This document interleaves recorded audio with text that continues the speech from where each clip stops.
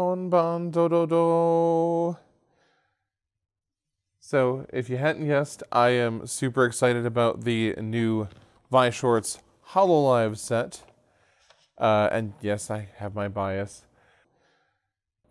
I will admit that the Weiss Schwarz community is very small in Missoula. It might literally be me. And my own obsession with this franchise waxes and wanes with what they end up getting as far as properties. So if I am not super into an anime or game or what have you, I sort of sleep on it. But to say that I am excited about the new set would be kind of an understatement. But everyone in their Dakimakura pillow is doing a box opening, and I do not have the kind of funds to open in a whole case like some of the folks that are currently doing that.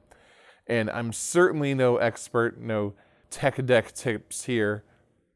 But I did want to talk about the fact that it is sort of a unique card game that I really wish more people would take a look at. I've played a lot of Magic. I still play Pokemon. I had a Yu-Gi-Oh phase. And I've played countless dead card games.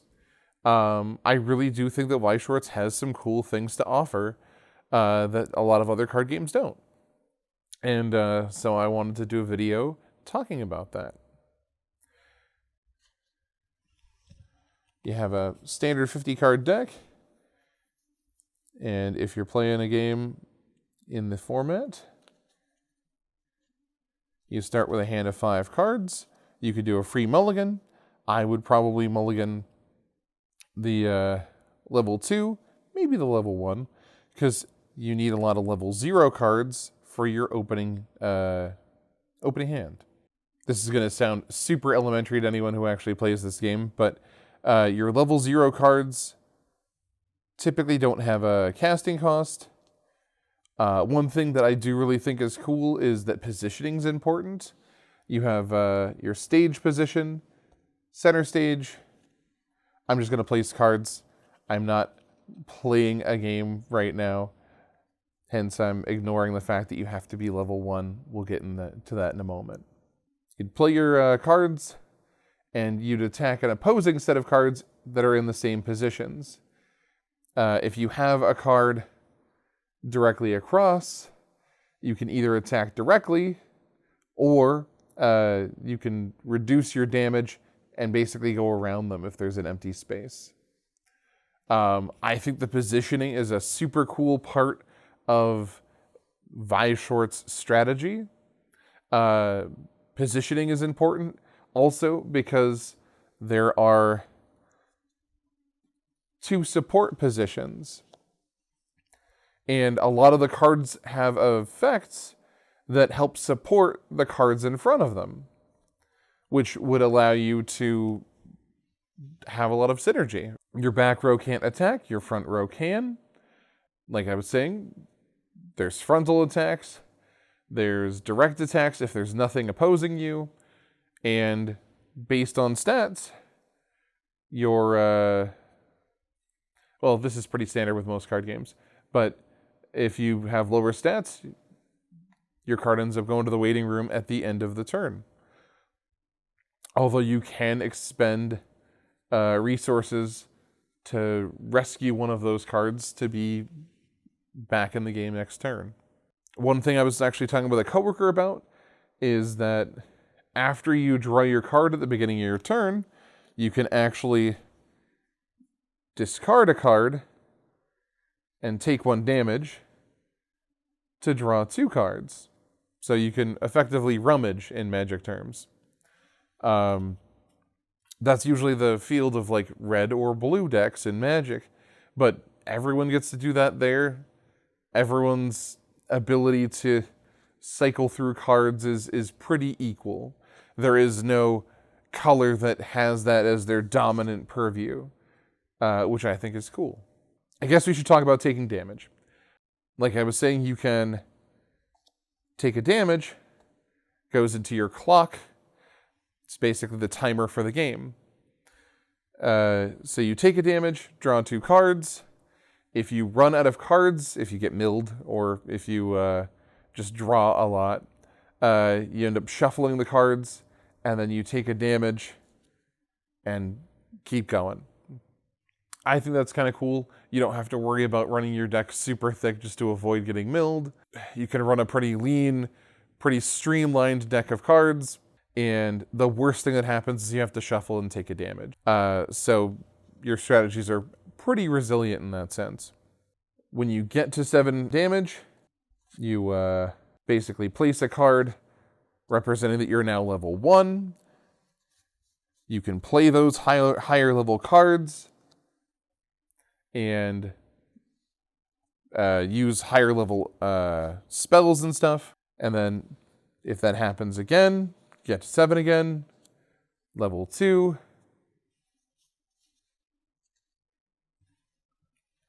You can start using level 2 effects.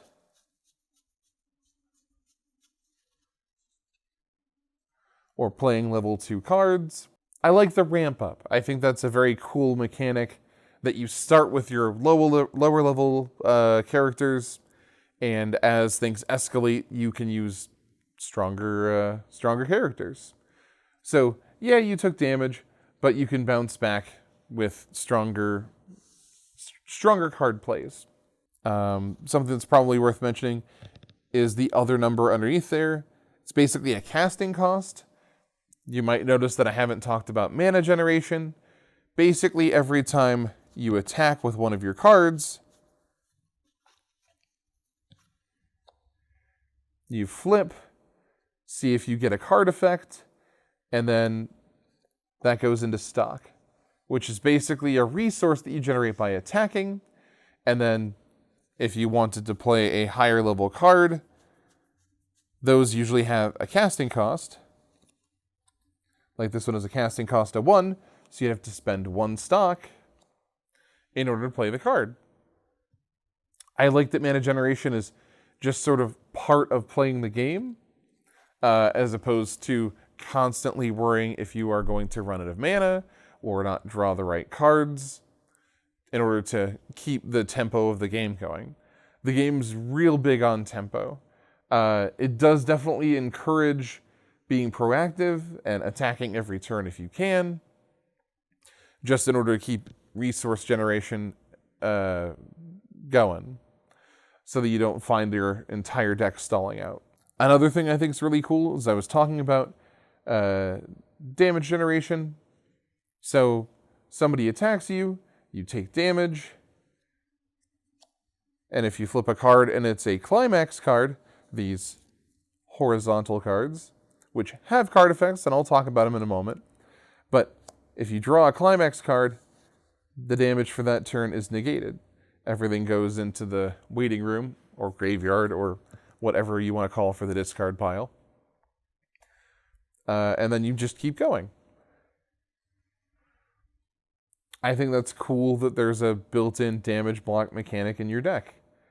But if you do draw and use the card like normal, most of them have an effect that bump up your character's attack and add an extra soul, which is your damage mechanic. And then the icon in the top right corner is whatever the extra effect is.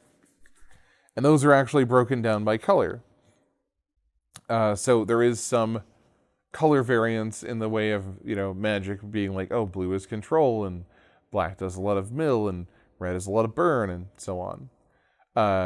There are color-based mechanics in this game. They're all pretty cool. I like a lot of green and yellow, which is a lot of recursion, a lot of getting cards back from the waiting room, putting them in your hand, that kind of thing. But yeah, I'm very excited, and hopefully you all get to try out the new Weiss Schwarz set. I will say that if you haven't played it before, the starter decks are very good. They play very smoothly, and you don't have to worry about deck tech. You can just sort of pop it out of the box, read the rules, and go. Thank you for watching. This is Gene for Retrofix Games. Have a wonderful day.